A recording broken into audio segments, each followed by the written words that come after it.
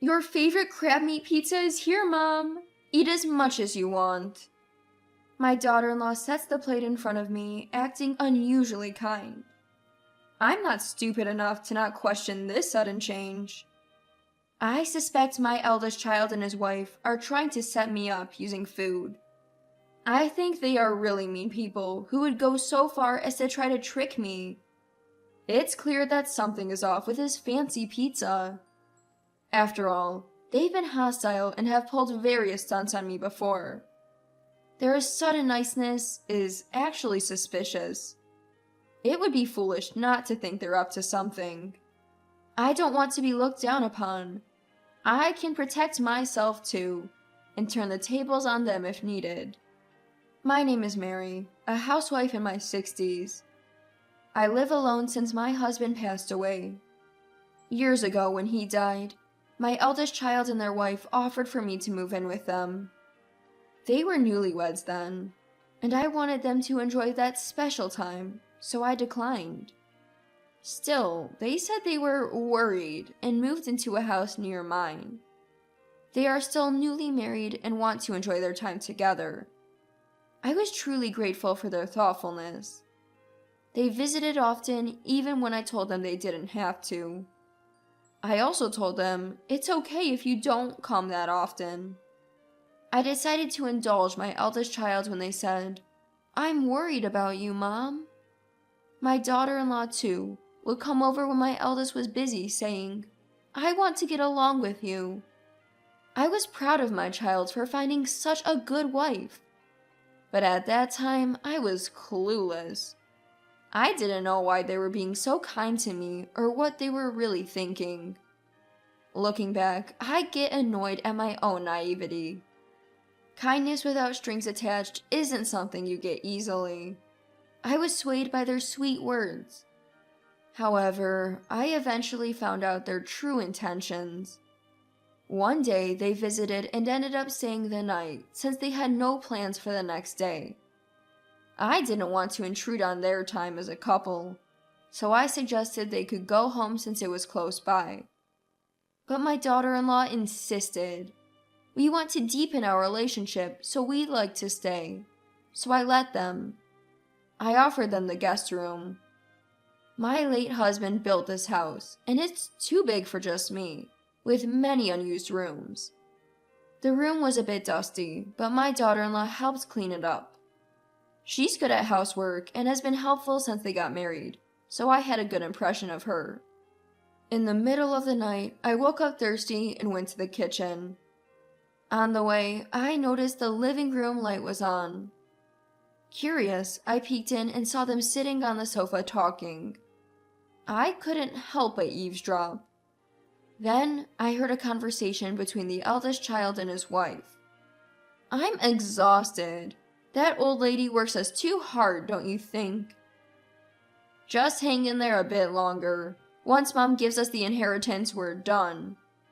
If her husband wasn't a company CEO, we wouldn't have to do all this. It's funny how easily she's fooled just because we're nice to her. Mom's always been emotionally vulnerable. She'll probably give us the inheritance." I couldn't believe what I was hearing. If this was true, their kindness was a lie, aimed at taking my late husband's inheritance. Was all their previous kindness fake? Everything you said to me, "We're family, so we want to support each other," and all the words you've said to me so far? Why were they so obsessed with the inheritance? I didn't see him having any trouble with money, but maybe he's in a lot of trouble and I'm just not aware of it. Why would you go to such lengths for your heritage? Do they just want money? I was curious as to why the couple acted like this, so I decided to ask them about their current behavior.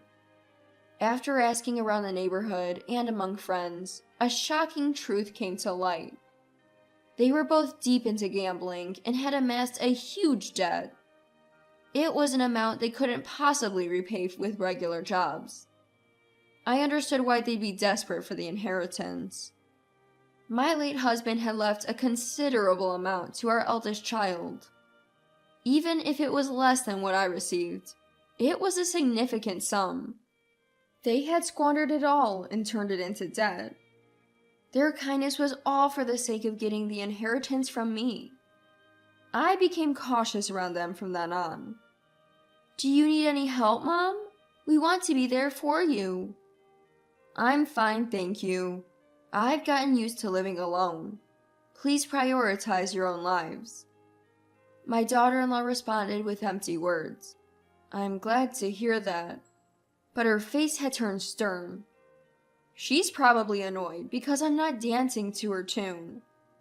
Who do they think they're fooling? I don't need kindness that expects something in return. One day, after keeping my distance from my eldest child and their spouse, I got a call from my daughter-in-law. We need to talk. When I arrived at their home, I was led into the living room and asked to sit on the sofa. Then daughter-in-law spoke with a serious tone. Do you have a new love interest, Mom? I was taken aback. I had no idea how she came to that conclusion. Seizing the moment, daughter-in-law began to speculate. You've been distant lately. It made me suspicious. But you're colder than I thought, Mom. You forget about Dad, who worked so hard for you, and you just want to be happy yourself. There's no one else. You're mistaken.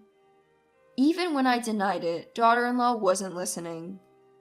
She had no evidence, but she probably thought that if I had a new love interest, it would be a problem for them. After all, that person might get their hands on my money.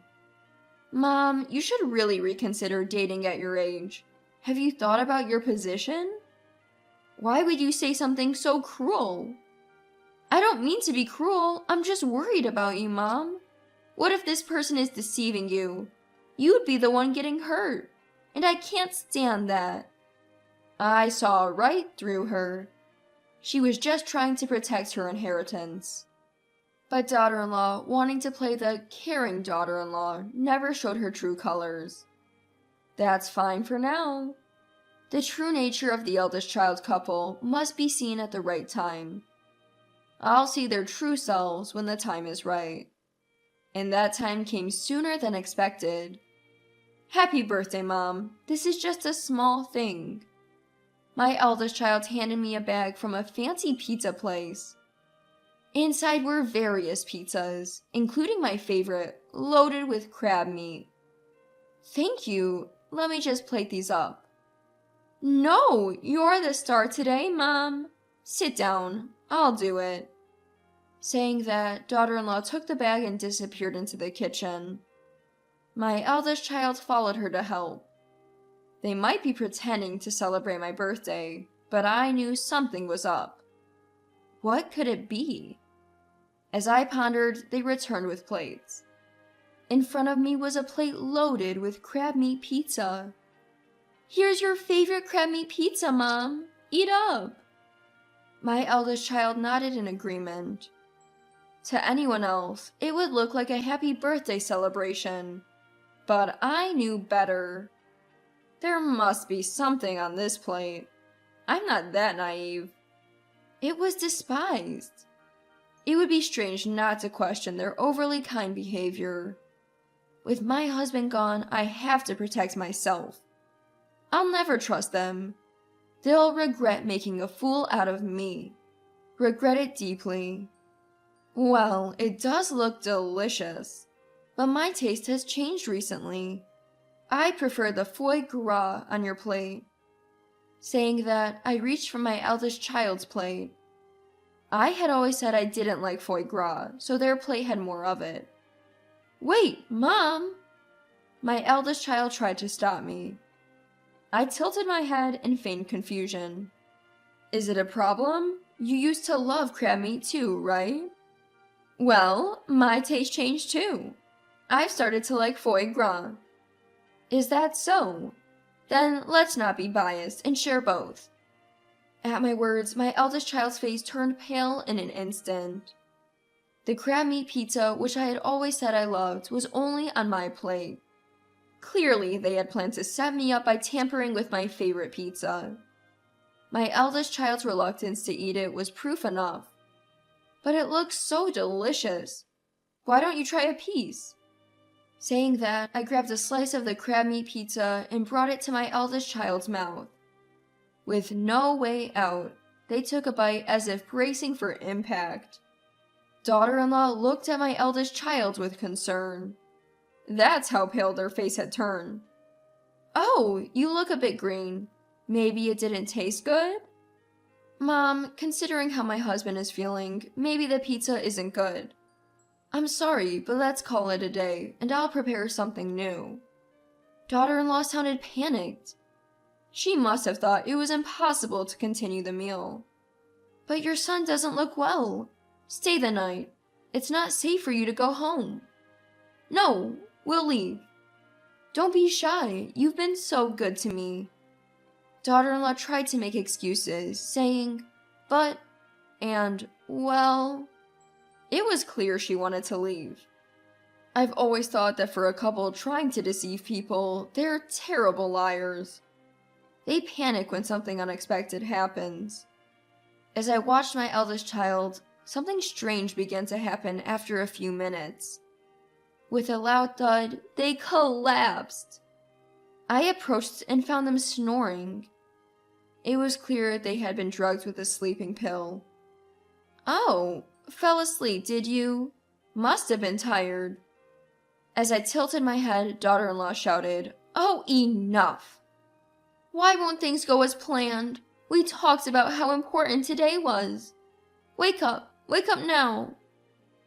Saying that, daughter-in-law slapped my eldest child's cheek. Still, they showed no signs of waking. I was stunned, witnessing the moment their true selves were revealed. Ignoring me, daughter-in-law began to spill the beans. I've been playing the good daughter-in-law, thinking if I buttered you up, I'd get the inheritance and clear our debts. Today was supposed to be the last day. We were going to put you to sleep and steal your banking card. It's all your fault nothing worked. What are you going to do about it? Daughter-in-law glared at me. So they plan to drug me and steal my banking card. Using someone's birthday for such a scheme is truly despicable. I'm not as terrible as they are, so I decided to come clean. Actually, I knew all along you were being nice to me for the money. That's why I kept my distance and didn't eat the pizza you offered. I'm not as foolish as you two. At my words, daughter-in-law looked shocked. Apparently, she genuinely believed I was in the dark about their plans. How underestimated I feel. What kind of fool did they take me for? Sorry to burst your bubble, but I'm not as dense as you two. I've always found your sudden kindness suspicious. I even overheard you talking about the inheritance when I stayed over. You two are really foolish, discussing your plans in your target's home. Don't call us fools. We've been trying our best. Is your best effort the reason you're in so much debt? If so, you two are really pitiful. You know about the debt too? How much do you know? Clearly, she hadn't expected me to know about the debt. The word debt made daughter-in-law visibly anxious. I did some digging. Found out you two are drowning in debt because of your gambling habits. I was shocked when I found out.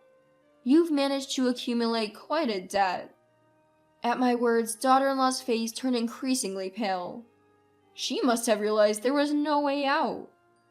Mom, I'm really sorry. Please forgive us. We can't make it without money.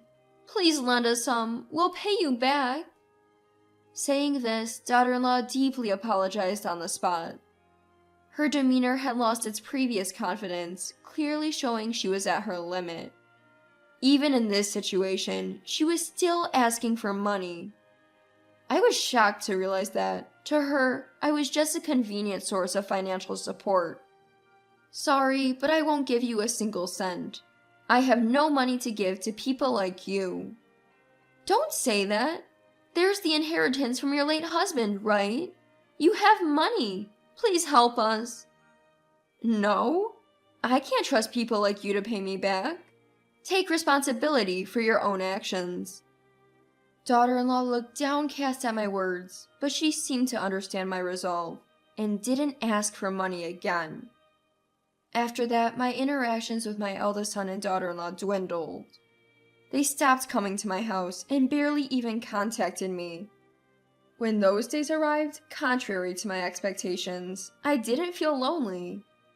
Rather, I felt refreshed, freed from people trying to deceive me.